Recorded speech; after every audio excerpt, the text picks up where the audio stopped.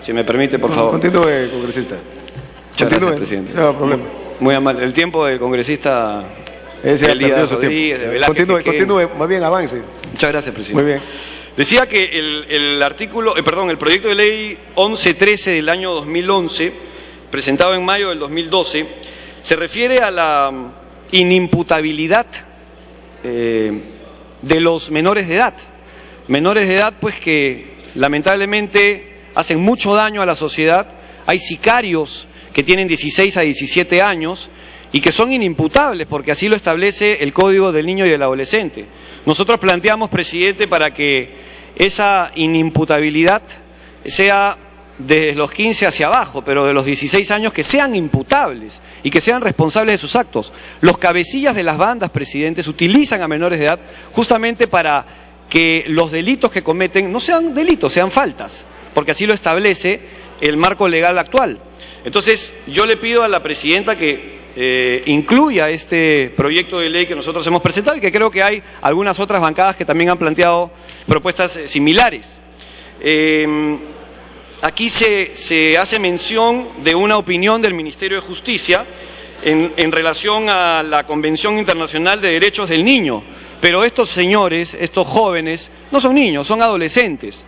Y creo yo que hay países, si no me equivoco, más de 30 en el mundo, que tienen esta reducción de la inimputabilidad. Así que eso creo que es algo que se podría tomar en cuenta. Luego, en lo que se refiere a la página 194 del dictamen, el análisis o el rechazo del proyecto de ley, otro que hemos presentado también como bancada, el 1870, y este se refiere a la eliminación de la protección que hacen los medios de comunicación de los rostros de los menores de edad que cometen delitos de homicidio. Yo creo que esos jóvenes que cometen este tipo de delitos no deberían de ser protegidos por los medios de comunicación, presidente. Y ahí también se ha hecho un análisis muy similar al otro proyecto al que me estoy refiriendo. Pero las personas tenemos derecho, los ciudadanos de este país tienen derecho a saber quiénes son, por más jóvenes que sea, quiénes son sicarios, quiénes son delincuentes que hacen mucho daño a la sociedad. Y creo yo que ahí los medios de comunicación, con una norma que les permita esto, tienen que mostrar los rostros de estos delincuentes, reitero, que hacen mucho daño. Y luego, presidente, me quiero referir a la página 211 en relación al artículo 279 del Código Penal, en lo que se refiere a fabricación, suministro, tenencia de materiales peligrosos. Hay una serie de modificaciones que se las voy a hacer llegar a la presidenta por escrito mejor, relativo a la tenencia ilegal de armas. En todo caso, si me permiten el tiempo, yo puedo comentarlo. El artículo 279, en lo que se refiere a la fabricación, suministro, tenencia de materiales peligrosos, nosotros planteamos para que el término sea ilegalmente. El que ilegalmente fabrica, almacena, suministra o tiene en su poder bombas, armas, municiones o materiales explosivos, inflamables, asfixiantes o tóxicos, sustancias o materiales destinados para su preparación, será reprimido con una pena privativa de libertad no menor de 6 ni mayor de 15, dice la norma actualmente. Nosotros planteamos que sea de 20 años. Incluimos también la palabra ilegalmente.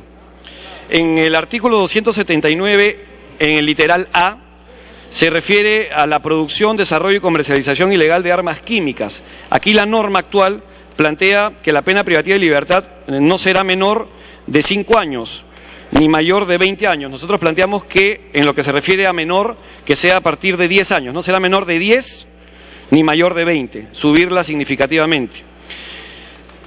También en el párrafo siguiente, modificar la terminología actual y plantear ilegalmente.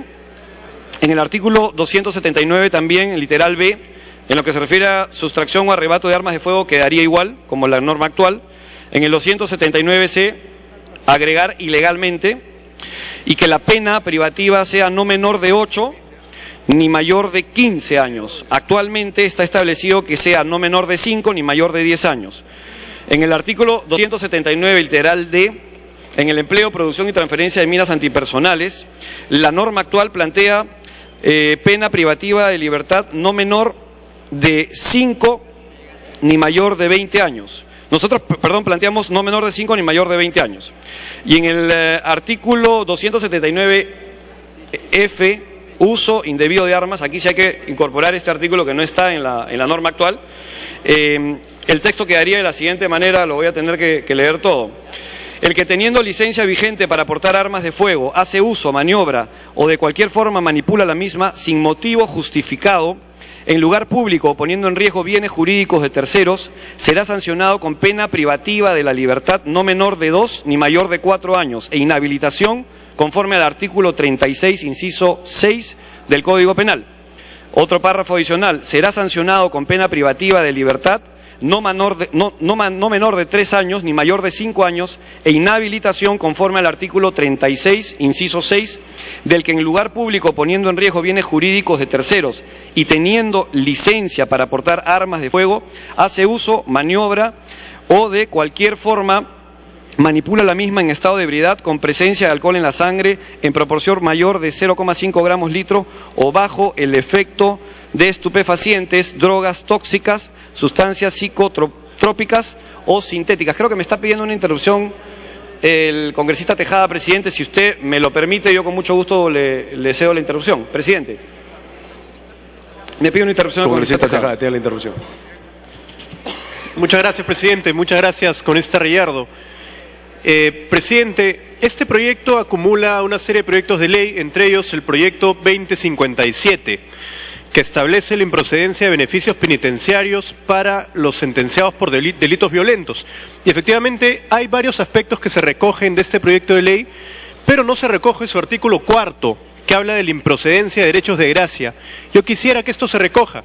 Lo que indica este proyecto dice que no procede el indulto, conmutación de pena ni derecho de gracia a los sentenciados o procesados, según corresponda, por los delitos previstos en los artículos 108, 152, 153, 189 y 200 del Código Penal.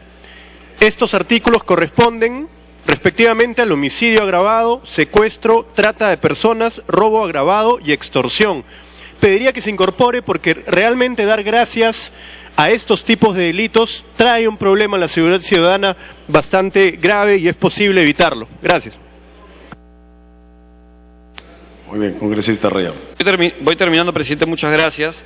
En el mismo dictamen planteo a la presidenta de la Comisión de Justicia incorporar una disposición complementaria final, la 11ª sería, en el siguiente sentido: uso de armas restringidas. El Poder Ejecutivo, mediante reglamento, establecerá las condiciones para la autorización de armas de fuego de uso restringido. Derogues el numeral 9 del artículo 27 de la ley número 25054, modificado por ley número 29954. Esto es, presidente, porque ha habido una propuesta que se ha presentado, incluso fui autor de una de ellas, y que ya se aprobó, por supuesto, relacionada a ser bastante más severos con la tenencia de armas, básicamente con las personas que solicitan autorización a la DISCAMEC. Pero resulta que hay una serie de instituciones, organizaciones de tiro, compañías de seguridad que se sienten afectadas porque hay una restricción que se nos planteó básicamente de parte de la DISCAMEC. Creo yo que eso se debería de normar en el reglamento y no a través de una ley, por eso planteo esa disposición complementaria 11ª. Y finalmente, presidente, hay un proyecto de ley, el 1296, que no ha sido considerado a pesar de que fue presentado oportunamente, que se trata de un aspecto muy importante y que no le hemos prestado atención. Me refiero a la refundición de penas. La refundición de penas es una norma del año 44, del 29 de diciembre del año 44, y esta norma se utiliza y la utilizan los delincuentes para que sus delitos sean de alguna manera licuados y que solamente se les considere la pena mayor, cuando ya tenemos en el Código Penal acumulación de penas, y en los artículos 50 y 51. Como esta norma no está expresamente derogada, simplemente utilizan delincuentes de mucha peligrosidad este tipo de interpretación para estar en las calles. Y les voy a poner un ejemplo, y discúlpenme que sea en lo personal. El famoso delincuente Huber Vargas, que atacó a mi familia, está en la calle, o estuvo en la calle, producto de la refundición de penas, porque es una norma que nunca se derogó. Entonces, si tenemos un Código Penal que contempla acumulación de penas, esta norma hay que derogarla. Y este proyecto de ley fue ingresado en la Comisión de Justicia y lamento mucho que no haya sido tomado en cuenta. Pero creo yo que le haríamos un gran favor a la sociedad si es que finalmente aprobamos este proyecto. Muchas gracias, les agradezco por la paciencia, presidente, pero había que plantear algunos argumentos. Gracias. Muy bien, congresista Laya. Congresista Laya. Gracias, señor presidente. Me pide una interrupción al congresista Mulder. Congresista Mulder. Presidente, lo último que acaba de señalar el congresista Reyardo es importante, pero además lo es porque tengo la impresión que en realidad, si ha habido casos en los que se ha amparado la presentación de esa ley del año 44 por encima del artículo 50 del Código Penal, yo creo que ese juez ha prevaricado, presidente, porque el artículo 50 establece que hay sumatoria de cada uno de los delitos. Y eso se modificó, lo recuerdo claramente, más o menos en el 2006, porque fui uno de los autores. Entonces, que se aplique, presidente, una ley del año 44 diciéndose que no ha sido expresamente derogada, es un caso de prevaricación de esos jueces, presidente, y sería importante ver quiénes han sido para poder formular la denuncia que corresponde. Gracias. Congresista Laya, inicie su intervención. Gracias, señor presidente. Quiero referirme al artículo 46, que la Comisión de Justicia, con justicia, ha eliminado del proyecto original la orientación sexual y la identidad de género como agravantes en el caso de discriminaciones. Ahora, tenemos que reafirmar, por supuesto, el rechazo a toda forma de discriminación y ni por ningún motivo debe existir alguna discriminación. Sin embargo, siendo un tema bastante controversial y un tema que despierta muchas emociones en favor y en contra, como legisladores tenemos que ser muy objetivos, serenos y legislar o dar leyes que realmente respondan a una necesidad real en el país. Y se ha afirmado que existe una homofobia, una violencia contra las personas de orientación sexual diferente. Sin embargo, tenemos que ir a las cifras, tenemos que ir a la realidad. El informe anual sobre derechos humanos de personas trans, lesbianas, gays y bisexuales en el Perú, el año 2012, reporta siete supuestos asesinatos cometidos por odio en el país. De un total aproximado de 20.000 asesinatos que han habido en el país, 7, es el informe que da la misma institución llamada Promsex, que estos 7 han sido motivados por odio o por homofobia. Se menciona el caso de Enrique Armestar, ocurrido el 25 de julio del año 2012, que fue uno de los casos más sonados por los medios de comunicación debido a que fue asesinado por descuartizamiento, pero el crimen fue cometido por su propia pareja sexual. Los padres de la víctima conocían al asesino. Y de los 6 otros casos que se mencionan allí, Roberto Adolfo Ormeño fue asesinado el 8 de julio del 2012, murió asesinado por robo en su vivienda por 2 de sus parejas sexuales. Ángel Pascual Martínez fue asesinado el 13 de julio, presuntamente cometido por un amigo suyo con el que pasó la noche bebiendo licor. Amador Millones Tantachuco fue asesinado el 13 de agosto y a la fecha del crimen la policía presumía que el crimen se cometió por venganza o por ajuste de cuentas.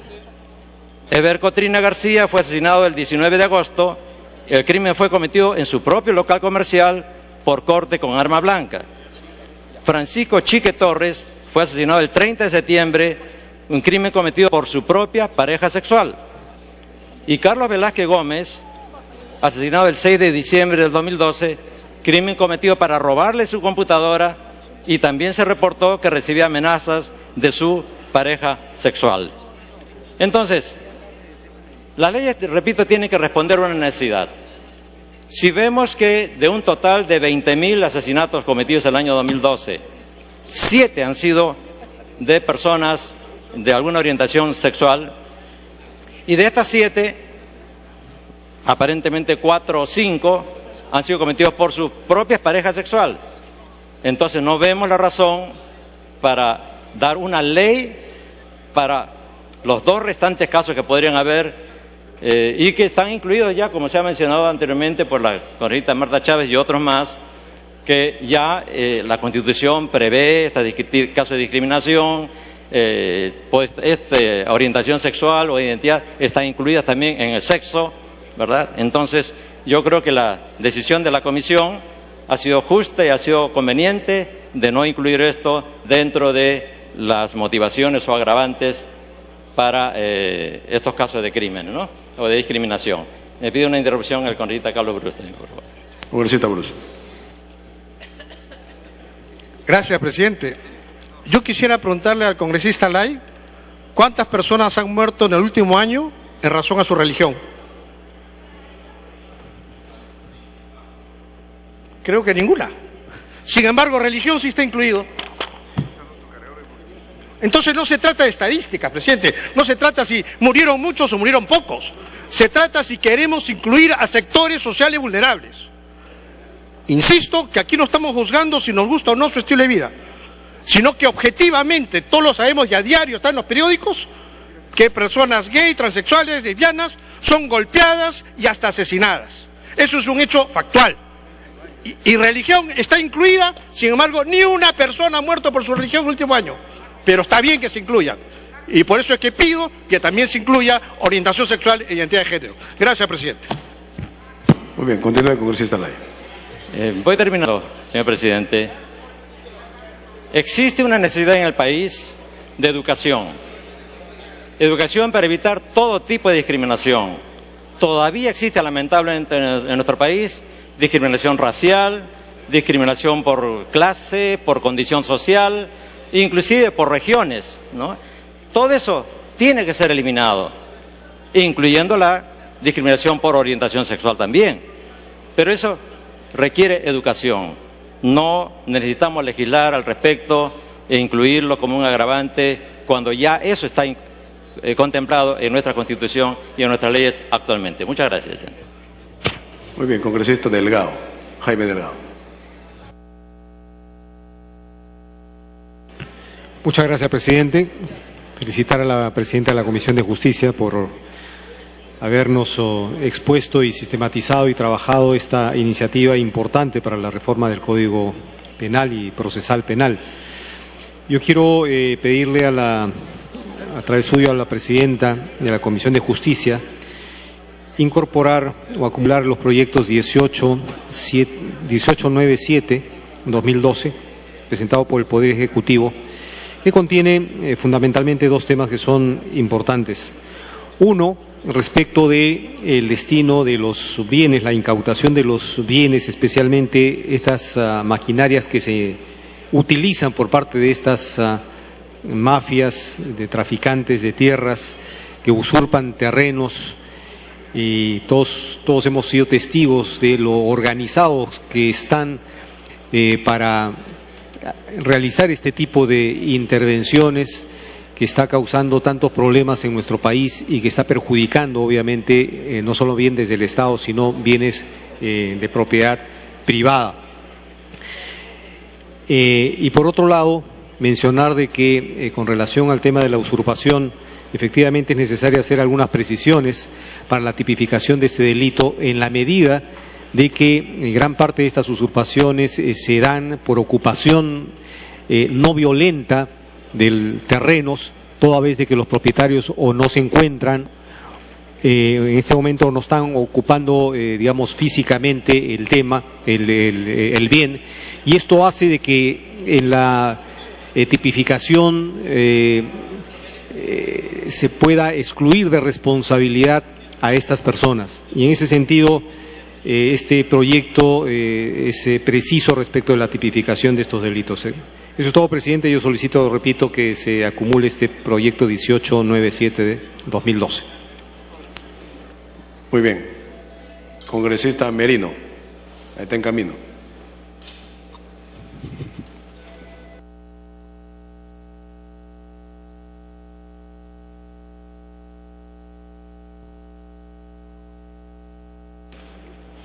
Sí, presidente. Quiero referirme en el mismo sentido del congresista Delgado a la presidenta de la comisión sobre delito de usurpaciones. Y en ese sentido, presidente, quiero solicitar que en el predictamen se acumule el proyecto de ley de mi autoría, el 1911 de 2012, que modifica el artículo 202 y 204 del Código Penal y amplía el plazo para la ejecución de las defensas posesorias y que se consideren las modificaciones referidas al Código Penal. Solicito que se considere la modificación del artículo 202 y 204 del Código Penal, incrementando la pena a imponer e incorporando un nuevo supuesto para la comisión de delito de usurpación. El proyecto plantea agregar un supuesto de configuración del delito de usurpación al artículo 202 del Código Penal. Lo que proponemos es que todos aquellos que mediante actos ocultos o en ausencia del poseedor tomen posesión de predios ajenos, también podrán ser denunciados por delito de usurpación. Es decir, no tiene que presentarse actos violentos o coacción. Asimismo, el proyecto propone incrementar la pena del delito de usurpación de no menor de un año ni mayor a 3, a que sea de no menor de 2 años ni mayor a 5. Y en el caso de modalidades agravadas, la pena no sea menor de 4 ni mayor de 8 años. Actualmente, para las agravantes de este delito, la pena es no menor de 2 ni mayor de 6 años. El proyecto, señora presidenta, también plantea proponer ampliar a 3 días calendarios el plazo para ejercer la defensa posesoria extrajudiciales que garantiza el Código Civil. Esta garantía va a permitir al poseedor o propietario repeler con la misma fuerza a los invasores. Actualmente el Código Civil establece que debe ser inmediato, lo que significa en el transcurso de 24 horas.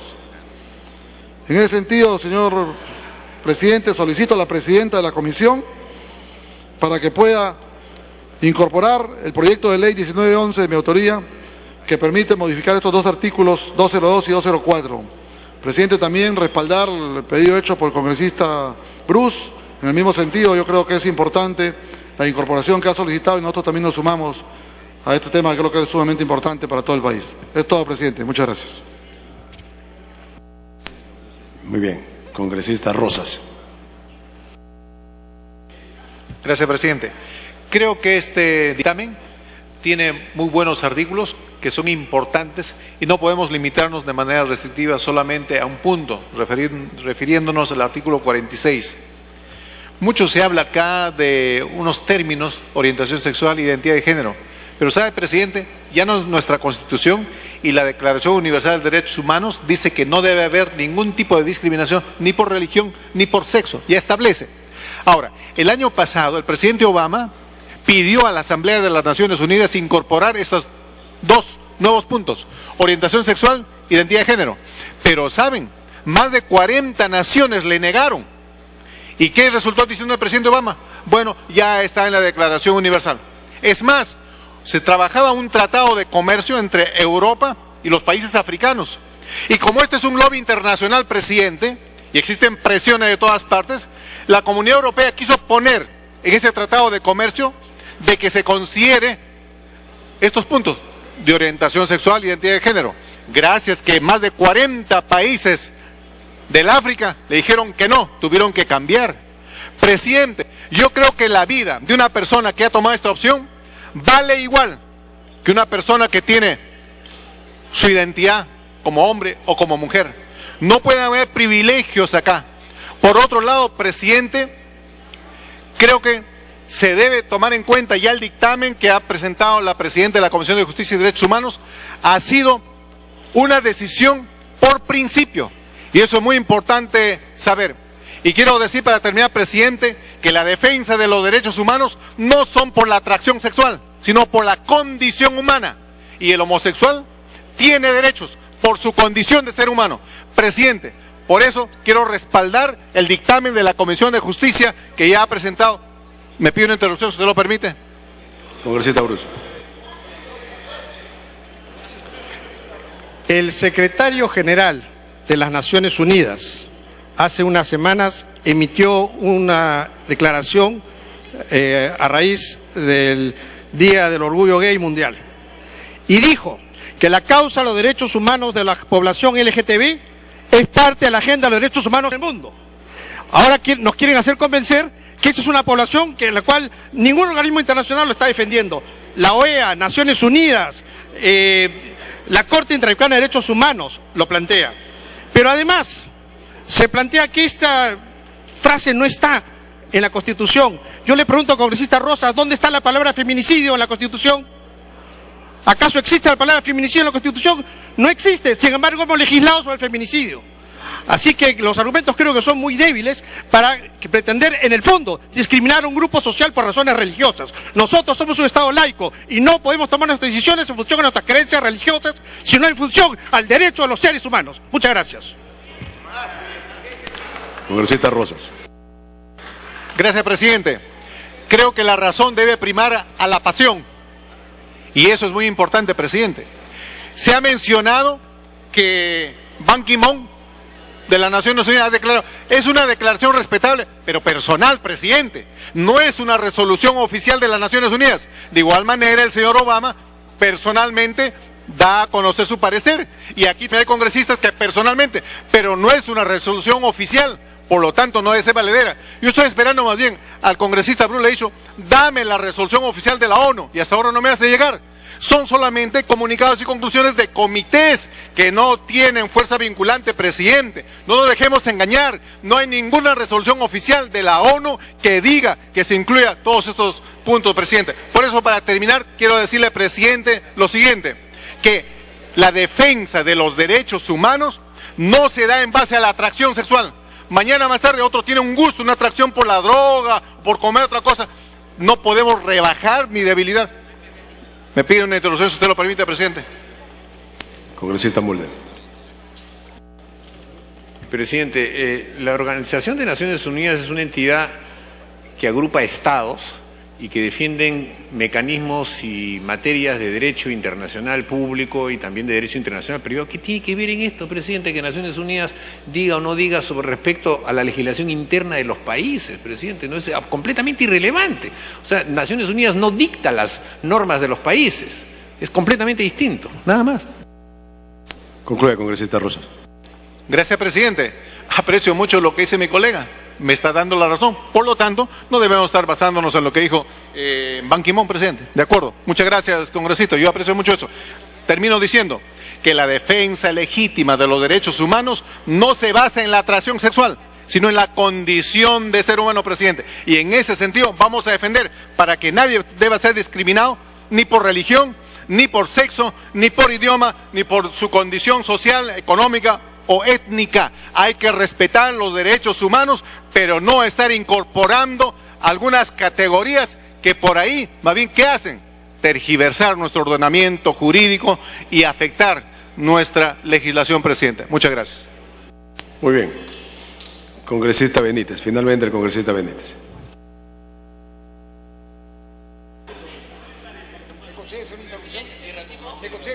Presidente, me piden dos interrupciones, la congresista Mendoza y el congresista Belaunde.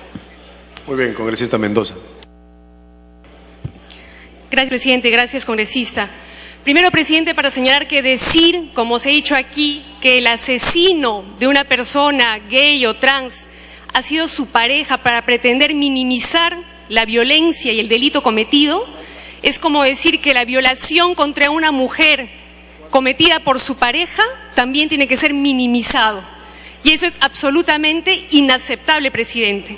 Y en segundo lugar, presidente, solamente para recordar que nuestro Tribunal Constitucional ha establecido que la Constitución debe interpretarse de conformidad con los tratados internacionales de derechos humanos suscritos por el Estado peruano y que eso incluye la adhesión a la interpretación que de los mismos hayan realizado los órganos supranacionales encargados de su seguimiento, presidente. Y eso incluye las observaciones que hayan podido emitir, por ejemplo, el Comité de Derechos Económicos, Sociales y Culturales, por ejemplo, el Comité de Derechos Humanos, entre otros, que sendas veces han recomendado al Estado peruano que incluya explícitamente en su legislación la sanción contra los crímenes de odio cuando se trata de orientación sexual e identidad de género, presidente. Así que no hay ninguna duda respecto a la obligatoriedad del Estado de incluir explícitamente esta norma tal como se está pidiendo. Muy bien, ahora congresista Belaunde. Señor presidente, se ha mencionado en estos últimos minutos a la venerable Organización de las Naciones Unidas, mejor conocida como la ONU, fundada en el año 45, que se rige, salvo algunas modificaciones puntuales, por la carta que se aprobó en esa conferencia y que entró en vigencia en octubre del año 45. Hay algo que se debe tener en cuenta, señor. Las únicas resoluciones de las Naciones Unidas que obligan a sus miembros e incluso a los que no fueran, a los estados soberanos que no fueran sus miembros, son las resoluciones del Consejo de Seguridad. La Asamblea General, que teóricamente es el órgano de mayor importancia de las Naciones Unidas, solo emite recomendaciones que no tienen el carácter vinculante. Los demás organismos no emiten resoluciones vinculantes. Dale tiempo para que concluya. La Corte Internacional de Justicia, que es un organismo de jurisdicción voluntaria y que solo admite demandas de personas que hayan admitido su jurisdicción previamente o de aquellos que se someten expresamente a ese caso, evidentemente sí emite sentencias que son obligatorias para las partes litigantes. Pero yo digo, no se puede basar una argumentación diciendo que es obligatorio tal o cual pronunciamiento de las Naciones Unidas que no sea en materia de seguridad internacional, de amenaza contra la paz, quebrantamiento contra la paz o violaciones de la paz que emitidas por el Consejo de Seguridad. Lo demás, señor, estamos fabricando castillos en el aire. Muy bien, inicia, congresista Benítez. Gracias, presidente. Estamos discutiendo un proyecto de ley para combatir la inseguridad ciudadana. Y en ese sentido, señor presidente, vemos en este texto que se trata de fortalecer la labor de la policía, la labor del Ministerio Público e incluso la labor del Poder Judicial. Pero hay una preocupación, señor, que se deja un poco de lado la labor de los abogados defensores. Si bien es cierto, la policía cumple un rol importante en la lucha contra el crimen y el Ministerio Público es el titular de la acción penal pública, defensor de la legalidad y de la sociedad, y a los jueces les corresponde impartir justicia y respetar los derechos humanos, veo en esta norma que la labor que van a desempeñar los abogados defensores se ve con limitaciones. Y eso es un tema que preocupa, porque afectar la labor de un abogado es poder atentar contra el debido proceso legal. La Constitución, señor presidente, establece que toda persona a la cual se investiga, se procesa o se le juzga, tiene derecho a contar con un abogado de su elección. Y eso lo define única y exclusivamente la persona que está siendo sometida al proceso. Sin embargo, en el Código Procesal Penal actual y en la modificación que se piensa incorporar, dice que si en alguna diligencia o actuación inaplazable la persona imputada no tuviera su abogado, en ese acto él tendrá que designar a otro. ¿Cómo lo va a hacer, señor presidente, si no tiene abogado? Y dice, si no lo designara, se le nombrará un abogado de oficio. Señor presidente, El derecho de defensa es de elección, no le pueden imponer un abogado. Además, aun cuando el abogado de oficio conociera, tendría que estudiar el expediente para poder defenderlo. Entonces, esa persona estaría en una situación de indefensión. Y cuando el propio Código Procesal Penal dice, si la diligencia no es inapasable, le dan 24 horas para que escoja un abogado. En ese tiempo, ¿puede un ciudadano escoger un abogado de su elección? Más aún si el hombre está privado de su libertad y metido en un calabozo, ¿cómo va a hacer para escoger a su abogado? Si nadie lo visita. Si para buscar un abogado tendría que conversarlo, ponerse de acuerdo en su honorario, decirle que lee el expediente, que se entere de qué son los cargos para poder defenderlo. Señor presidente, a mí me preocupa que el derecho de defensa se vea afectado. Yo soy abogado de profesión. Mi colega Martín Belaúnde ha sido decano del Colegio de Abogados.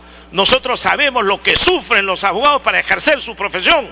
Hay muchos colegas que no integran estudios, no integran asociaciones, litigan por su propia cuenta y a ellos les resulta difícil ejercer la profesión. Más grave aún le puede resultar al imputado, investigado, procesado, como le quieran llamar, que se encuentra privado de su libertad y no puede escoger un abogado. Señor presidente, yo quiero incidir en ese tema porque me parece que es muy importante que toda persona pueda contar con el abogado de su elección. No se trata de imponerle un abogado, porque eso sería solamente convalidar una diligencia. Sería lograr que venga un profesional para que firme y después se diga que sí estuvo presente un abogado que en realidad no pudo ejercer el derecho de defensa, no pudo leer el expediente, de repente no pudo deducir ninguna excepción, ninguna cuestión previa, no pudo hacer ninguna impugnación, no pudo de repente enterarse claramente de los hechos y ni siquiera conferenciar con su defendido. De repente ni siquiera pudo conferenciar, simplemente lo sentaron al costado y le dijeron usted firme y dé fe de que este señor tuvo un abogado. Y eso no es el principio del derecho de defensa, al contrario, eso es dejarlo en indefensión, eso es atentar contra la Constitución, contra los tratados internacionales de derechos humanos, contra las leyes vigentes, señor presidente, y eso creo que no lo podemos permitir. Por esa razón, señor presidente, a través suyo yo le pido a la presidenta de la Comisión de Justicia que evalúe esa parte relacionada al abogado defensor.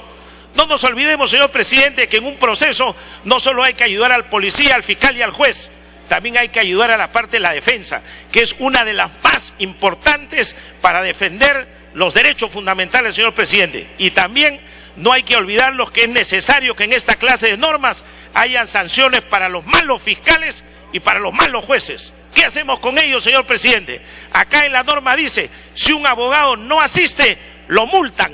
Si un abogado falla, lo sancionan. Pero si un fiscal no cumple la ley, ¿qué le hacen? Nada. Y si un juez no aplica correctamente la norma, ¿qué le hacen? Nada. Lo premian, lo felicitan, lo ascienden, lo nombran provisional en una instancia superior.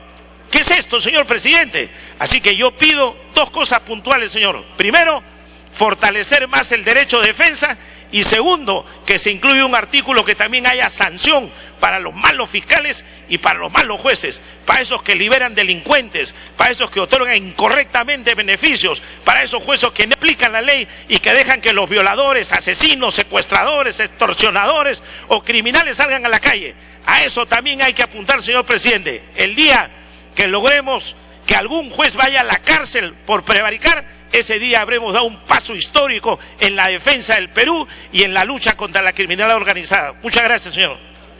Muy bien. Ha concluido el rol de oradores. Tiene la palabra la congresista Tandina. Congresista Cárdenas.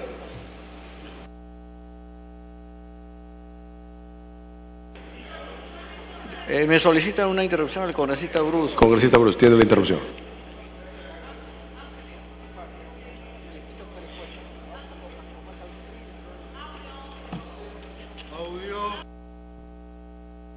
Señores, el congresista Bruce tiene la interrupción.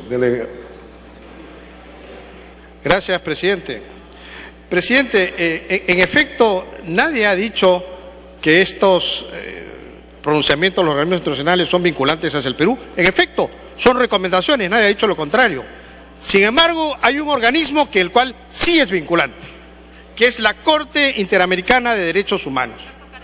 Y en el caso del Atala Rifo contra el gobierno de Chile, la señora Atala Rifo era una madre lesbiana que perdió la patria potestad de sus hijos por ser lesbiana. La Corte Interamericana le dio la razón y dijo que la orientación sexual y identidad de género de las personas son categorías protegidas por la Convención Americana de Derechos Humanos. Y este fallo, señores, sí es vinculante para el Perú. Por lo tanto, es una categoría perfectamente válida que podemos usar para incluir en nuestra legislación, y por eso yo me ratifico en mi cuestión previa para que esto se vote por separado. Gracias, presidente. Muy bien, congresista Cárdenas. Bueno, gracias, presidente. Yo quisiera que se pueda valorar el siguiente pedido que vamos a realizar respecto al artículo 84 de los derechos y deberes del abogado defensor. Debería de mencionarse, de acuerdo a la propuesta de nosotros, derechos y deberes y sanciones del abogado defensor. Y tendría que incluirse un artículo 84.a que tendría que decir del siguiente modo: los que a sabiendas y con conocimiento del proceso de su patrocinado no comunican ni contestan los recursos, reconsideraciones, apelaciones y otros que corresponda, deben de ser reprimidos con pena de cárcel de 2 a 4 años. ¿Y esto por qué, presidente? En todos los procesos, desde lo más simples como un proceso de alimento hasta los más drásticos como un homicidio calificado, existen abogados que definitivamente negocian los procedimientos con la otra parte y definitivamente en ningún momento son sancionados y no cumplen su objetivo, que es definitivamente dar justicia. Esto tendría que ser valorado y tendría que ser considerado en el mismo lineamiento que habría mencionado el congresista que me antecedió a la palabra. Presidente, esperemos que se pueda considerar esto, nuevamente repito, porque es muy importante. Todos los procesos que el Estado ha tenido ante un tercero o un privado siempre los ha perdido, porque justamente ha habido una negociación y esta tendría que estar calificado en este artículo 84. Presidente, me solicita el congresista Joe Sumon una interrupción. Congresista Simón, tiene la interrupción. Presidente, muchas gracias, congresista. Estamos en el siglo XXI y se entiende que la democracia es profundamente humanista y respetuosa de las personas. Y siempre estamos planteando a través del tiempo que en el Perú no puede haber racismo, no puede haber discriminación por ideas políticas, no puede haber discriminación por religión. Y por cierto, hace mucho tiempo aprendimos que no puede haber discriminación por opción sexual. Me parecería un retroceso, ¿no es cierto?, que se obvie lo que se coloca, presidente, en este artículo 46, el inciso D, y donde Carlos Bruce y otros congresistas con mucha razón piden que en el inciso D, efectuar la ejecución de la conducta punible bajo modalidad de intolerancia o discriminación por razones de raza, color, sexo, y agregar por opción sexual. Dale tiempo para que concluya. Presidente, llamando a la conciencia de los congresistas. O sea, nadie puede señalar a una persona por su opción sexual.